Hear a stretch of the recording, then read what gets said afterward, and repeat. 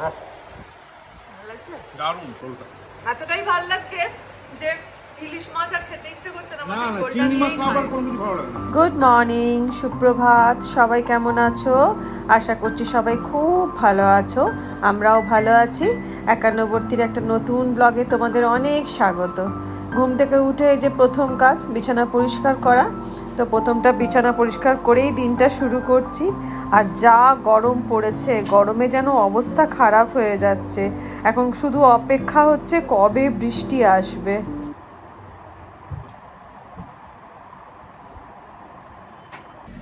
আর ছাদে চলে এসেছি।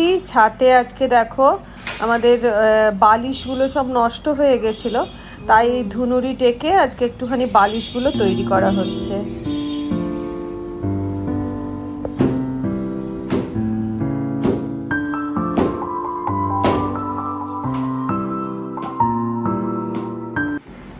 এদিকে মুখার্জি বাবু স্নান কমপ্লিট হয়ে গেছে, সে চলে গেছে রান্নাঘরে ব্রেকফাস্টের জন্য ব্যবস্থা করতে। কি করছো এটা? আলু ভাজা কাটছি, গরম পড়েছে, জল ভাত। পান্তা ভাত, এই যে আমাদের আজকে ব্রেকফাস্ট। পেঁয়াজ ভাজা, আলু পেঁয়াজ ভাজা আর পান্তা ভাত। পান্তা ভাত, সঙ্গে একটা করে ডিম সেদ্ধ থাকবে। গরম সেদ্ধ আর খাবো না। খাবে না? আর দুটো মিষ্টি আর বিস্কুট নিয়ে আর জল নিয়ে যাচ্ছি মিস্ত্রি দাদারকে, মানে যারা ধুনুরিরা এসছে তাদের জন্য একটু জল দিতে। দাদা পাকার নিচে পানি। গরমে মানে যারাই আসে, সে জোম্যাটোওয়ালা হোক আর যেই আসুক, আগে কিছু দাও চা না দাও একটু জল দিতেই হবে। চলে আয় পান্তুয়া, আয় চলে, গরমে বসে থাকিস না, আয় চলে চলে চলে চলে আয়, আয় চলো। স্নান কমপ্লিট করে নিয়েছি, করে সোজা চলে এসেছি ছাদে ফুল তুলতে। আর আজকে সূর্যি মামা এখনো পর্যন্ত প্রায় 10টা 10:30 বেজে গেছে, সূর্যি মামা এখনো হেডলাইটটা জ্বালায়নি। না হলে গরমটা বলো, কিচ্ছু যেন এই গরমে ভালো লাগছে না, কিচ্ছু ভালো লাগছে না। ওই দেখো আরেকজনকে দেখো, ছাতে একটা কাক আসার উপায় নেই, যেই একটা কোনো কাক বা কোনো কিছু বসবে আরেকজন ছুটতে যাবে। এই পান্তুয়া, এইসব মাটি ফাটি খাস বলেই বমিটা করিস।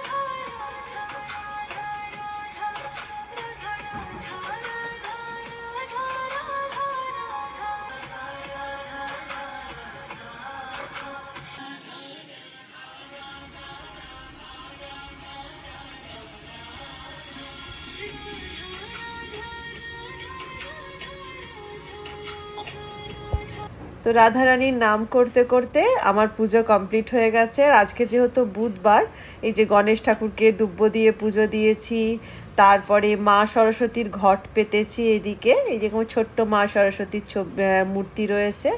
তো যাই হোক, পুজো কমপ্লিট। পুজো কমপ্লিট করে সোজা চলে এসেছি রান্নাঘরে ব্রেকফাস্ট করতে। আর গরমে একদম অবস্থা খারাপ হয়ে গেছে পুজো করতে গিয়ে।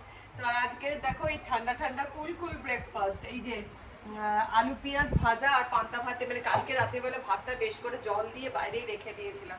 আজকে ঘরে মিস্ত্রির পর মিস্ত্রি, মানে হচ্ছে এই দেখো দেখলেই যে তোষক বালিশওয়ালা এসেছে, তারা কাজ করছে। তার সাথে হচ্ছে ওয়াশিং মেশিনটা একটু প্রবলেম হয়েছে। ওয়াশিং মেশিনটা প্রবলেম হওয়ার জন্য ওয়াশিং মেশিনের মিস্ত্রি আসবে। তারপরে আসবে হচ্ছে পান্তুয়াকে চান করাতে। তো সেই জন্য একটু মুখার্জি বাবুকে বলেছি তোমাকে আজকে বাড়িতে থাকতে হবে। তো এত মিস্ত্রি এত কিছু, এই গরমের মধ্যে রান্না বান্না এই সমস্ত কিছু। তো যাই হোক, একটু আমার জন্য দেরি। তো এই যে বসে পড়েছি ঠান্ডা ঠান্ডা কুল কুল ব্রেকফাস্ট করতে। ভালো লাগে না? কি গো বলছি কি রান্না হবে আজকে? আজকে তো তুমি অফ, মানে অফিস যাবে না, তো রান্নাটা কি হবে? হ্যাঁ এই গরমে বসে দেখছো তো, রান্না খেতে ইচ্ছে হচ্ছে না। সেটা তো সবারই তাই, একই অবস্থা। হ্যাঁ, তো কি রান্না করব? আমাকে তো ওই দিক ডাকছে। আজ আমি করতো না পাতলা ঝোল। ঝোল মানে কিসের ঝোল করব? চিংড়ি মাছের ঝোল। চিংড়ি মাছের ঝোল। চিংড়ি মাছের ঝোল, ঝিঙে দিয়ে, পটল দিয়ে, আলু দিয়ে করো। ঠিক, সত্যি মায়ের ঝোলটা দারুণ করতে বলো। হ্যাঁ ঠিক আছে, তাহলে ওই ঝোলটাই বানাই। এই মায়ের বউও কিছু কম যায় না।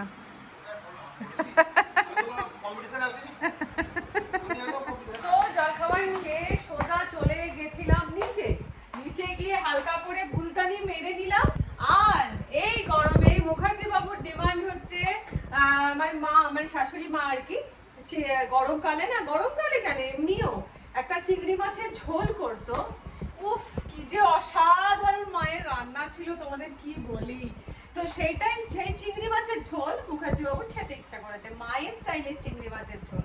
তো ভাবলাম আমার ব্লগ মানে তো রেসিপি থাকবেই একটা করে, তো সেই জন্য ভাবলাম এই চিংড়ি মাছের ঝোলটা মানে আমার শ্বশুর বাড়ির স্টাইলের বা আমার শাশুড়ি মায়ের স্টাইলের চিংড়ি মাছের ঝোলটা তোমাদের সাথে শেয়ার করি। চলো। এই দেখো এরম এরম সাইজের চিংড়ি মাছগুলো রয়েছে। মুখার্জি বাবু চিংড়ি মাছগুলো মোটামুটি ধুয়ে ধায়ে রেডি করেই রেখেছে। তো আমি চিংড়ি মাছটাতে একটু নুন আর একটুখানি হলুদ দিয়ে এটাকে মাখিয়ে রেখে দিচ্ছি। এবার কড়ার মধ্যে অল্প সামান্য তেল দিয়ে আমি চিংড়ি মাছটাকে হালকা করে ভেজে নেব।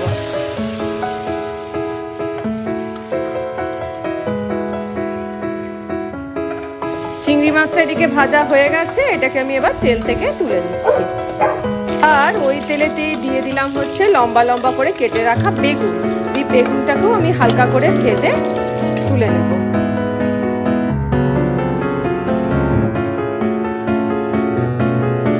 এবার সামান্য আরেকটু তেল দিলাম, তেলেতে দিয়ে দিলাম হচ্ছে 5 ফোড়ন। দিয়ে ফোড়নটা সুন্দর করে ভাজা হতেই আমি দিয়ে দিলাম এর মধ্যে লম্বা করে কেটে রাখা আলু, আর দিয়ে দিলাম পটল। দিয়ে এবার আলু পটল এর মধ্যে ঝিঙে বা যা সবজি থাকে সবই দেওয়া চলে। তো আমার এই মুহূর্তে আলু পটল আর ঝিঙে ছিল একটুখানি, সবটাই দিয়ে দিয়েছি। দিয়ে এটাকে সুন্দর করে ভেজে নিচ্ছি।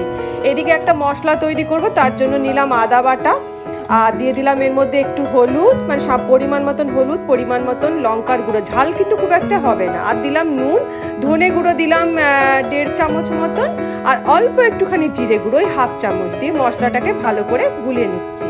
এদিকে আমার সবজিটা ভালো করে ভাজা হয়ে গেছে। এবার আমি ওই গুলে রাখা যে মশলাটা ছিল সেটাকে এর মধ্যে ঢেলে নিচ্ছি। দিয়ে এটা আমি সুন্দর করে মিনিট 2-3 ধরে কষিয়ে নেব। মশলাটা কষা হয়ে গেছে, এবার আমি এর মধ্যে অ্যাড করে দিলাম চিংড়ি মাছ। চিংড়ি মাছ দিয়ে মশলাটাকে আরেকবার সুন্দর করে কষিয়ে নেব।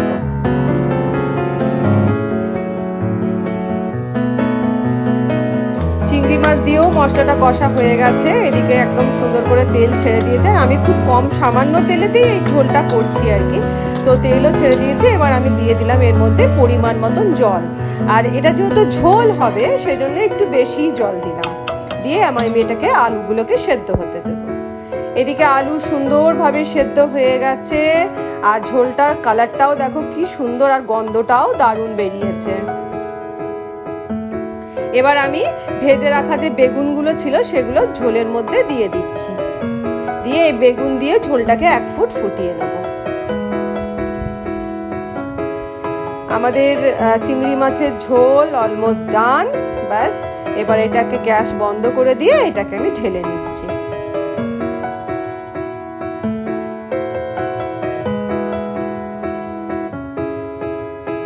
ঝোল আমাদের রেডি, একদম গরম গরম ঝোল, পাতলা পাতলা। আর এই ঝোলটা সত্যি বলবো, এই ঝোলটা যে খেতে কি স্বাদ হয় তোমাদের কি বলবো। একবার অবশ্যই কিন্তু ট্রাই করে, আর করে আমাকে কিন্তু কমেন্ট করে অবশ্যই জানিয়ে ঝোলটা কেমন লাগলো। আমার শাশুড়ি মায়ের স্টাইলের, মানে আমার ঠাকুমা শাশুড়িও এইভাবে ঝোলটা মাকে শিখিয়েছিল, আর মা এইভাবে আমাদের শিখিয়েছিল। আর মা এই ঝোলটা খেতে বসো, তোমার জন্য এখানে বড়াসন রেডি করা হলো। যাও বসো পান্তুয়া, তোমার জন্য তো বড়াসন রেডি করা হয়েছে। সিট করো। কি আগে নখ কাটবে? হাইপার অ্যাক্টিভ কুকুর দেখেছে, হাইপার অ্যাক্টিভ। আর শরীর খারাপ যখন হয়েছিল তখন নেতিয়ে পড়েছিল।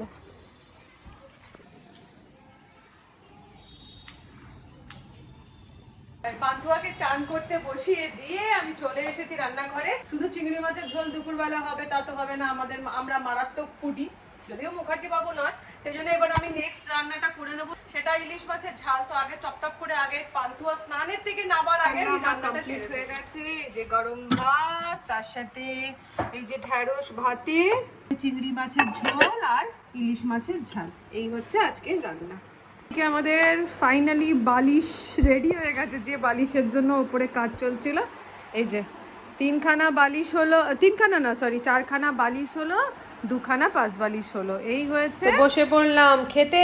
আর আজকে মেনু এই যে চিংড়ি মাছের ঝোল, ইলিশ মাছের ঝাল, আর তার সাথে রয়েছে এইটা ঢ্যাঁড়স ভাতে। ফার্স্টে এই হচ্ছে ঢ্যাঁড়স ভাতে ভাত।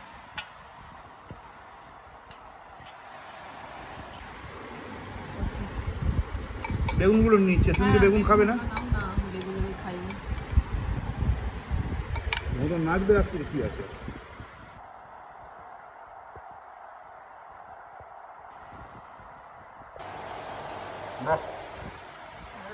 দারুণ, ভালো না? দারুণ হয়েছে। হ্যাঁ, ভালো করে ভেজেছি।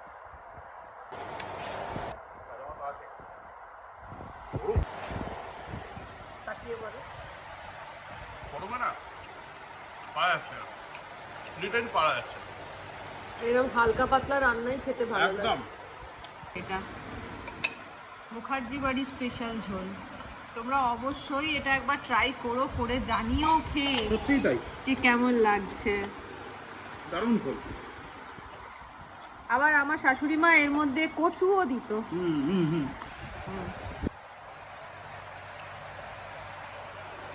গরমে যত হালকা খাওয়া যায় তত আরাম। সত্যি খুব ভালো লাগছে খেতে, সত্যি ভালো হয়েছে ঝোলটা। এতটাই ভালো লাগছে যে ইলিশ মাছ আর খেতে ইচ্ছে করছে না, না আমাদের না, ঝোলটা চিংড়ি মাছ দিয়েই খাওয়ার খাই। কোনো কিছু ভালো লাগে না।